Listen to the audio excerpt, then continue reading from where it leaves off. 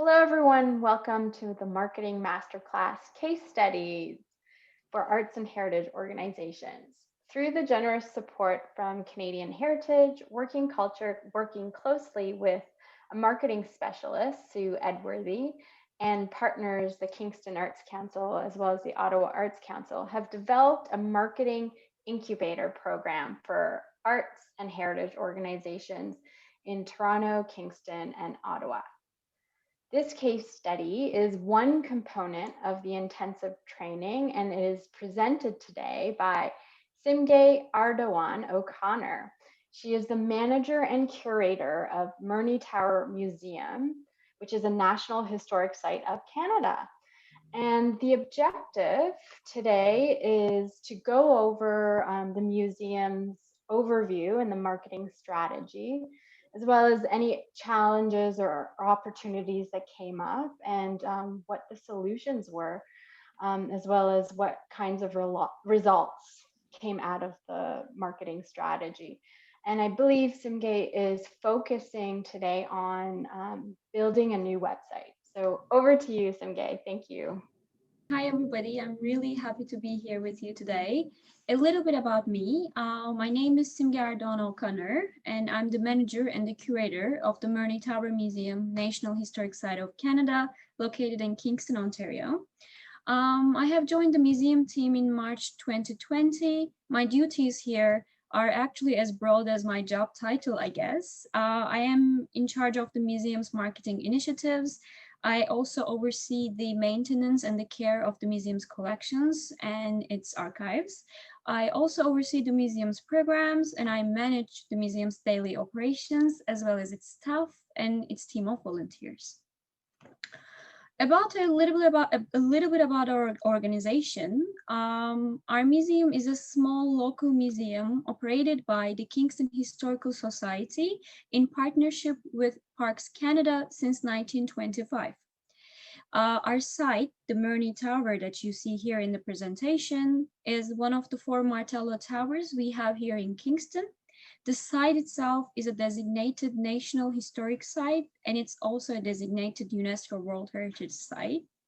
Our museum is the oldest operating museum in our city of Kingston, having celebrated its 95th birthday last year in 2020. We have over 1,000 domestic and military artifacts in our collection, which all together portray the 19th century life in Kingston and Canada. And our museum is run by a year-round staff, a team of volunteers, and full-time summer students who are hired through grants and bursaries. When we look at our marketing efforts and initiatives, I have to first say that marketing plays a very vital role in our audience engagement and public outreach.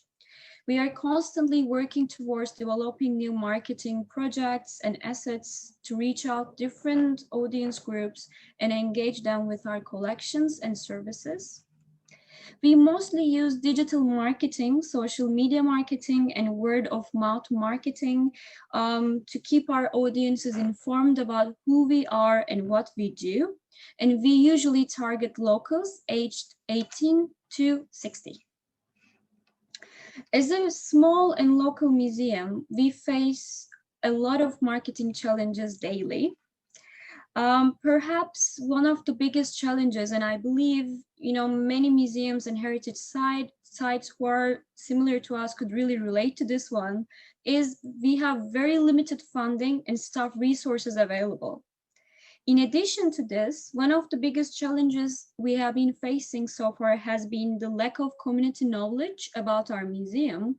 Although we are the oldest operating museum in our city, there is a constant need on our part to find a new and engaging ways to reconnect with our audiences and let them know about who we are and what we are doing in our city. And on top of everything, the outbreak of COVID-19 and related closure of our site for over a year has created this extra layer of challenge to our publicity and public engagement, as we haven't been able to accept visitors on site since September 2019. So overcome these challenges and turn them into a strength. Our solution was to develop a new website for our museum, www.murnitower.com. A little bit about our previous website. Our previous website was very difficult to locate online as it was embedded within our parent organization, the Kingston Historical Society, their own website. And this was a little bit more than a landing page. It had very limited resources available online, and it wasn't even a fully developed website with pages, sections, and lots of resources available. This used to create a lot of confusions around our organization, our brand, our marketing messages, as it was really difficult for our users and audiences to distinguish our own digital presence, our voice, our marketing goals and objectives from those of the Kingston Historical Society. At the same time, we felt the need to develop a new and improved website, also to have a digital presence and a voice on our own, and use this as a platform for reaching to broader audiences and make our resources available to the public. And also this was another step towards increasing the museum's profile and professionalize ourselves as well. Lastly, we really felt a need to address changing audience needs during and beyond the age of COVID-19 as well. So a small local museum with limited resources available, how could we really take on this big challenge of developing a new website? Our new website is made possible by the financial support of a website redevelopment bursary offered by Tourism Kingston and Kingston Association of Museums, Art Galleries, and Historic Sites. So the funds of this bursary went towards our website development and design expenses. In this application, we really worked hard because we really needed this contribution. So what we have included in our application was mostly our broader marketing vision. That is using digital marketing as a tool to reconnect with people and be able to appeal to wider audience groups. And perhaps this helped us to get this bursary in the first place. Immediately after the announcement of the bursary results, we started planning our next steps because we had very limited time frame to complete the project. Everything had to be completed before May 2021. As a result, we have decided to collaborate with a local communications agency, Spark Creative Communications. There were some really important alignments between Spark, their organization, their activities, as well as their mission and vision, and between our organization's mission, vision, and broader goals and objectives. And this just made both organizations, I believe, perfect fit. Just like us, Spark is a local and a very small communications agency based in Kingston, and they operate within St. Lawrence College. At the same time, again, just like us, they have a team of professionals and students. So we had several introductory meetings and brainstorming sessions, and these took place before the signing of the contract. We have discovered all these alignments, and then we just realized that Spark was really able to understand us very well. They could understand our constraints, financial, time-wise, or organizational constraints, as well as our concerns and our broader objectives. As a result, for I believe over the course of 4 months, and this includes our preparation and initial meetings in January, we worked in close collaboration with the Sparks team. We shared all responsibilities. Our staff was responsible of the all content and visual development of the website, as well as the rebranding process, while Spark team was responsible for all the website building, development, and design. And I have to briefly mention here that our website is developed on a free website builder, Squarespace, and it is also hosted through Squarespace as well. The whole project has been completed in May 2021, and our website was launched on 4th of May 2021. This new website includes some very key and engaging features which have been designed in the all hopes of just promoting our marketing messages and turning those marketing challenges and weaknesses that I mentioned earlier into a strength. These features are our collection highlights section, our community story and blog post pages, our interactive exhibits page, and our embedded virtual tour. Altogether, these features all aim at strengthening our publicity by making more aspects of our museum available to the community. So what we do is we constantly write new blog posts, share new stories, or develop new online exhibits.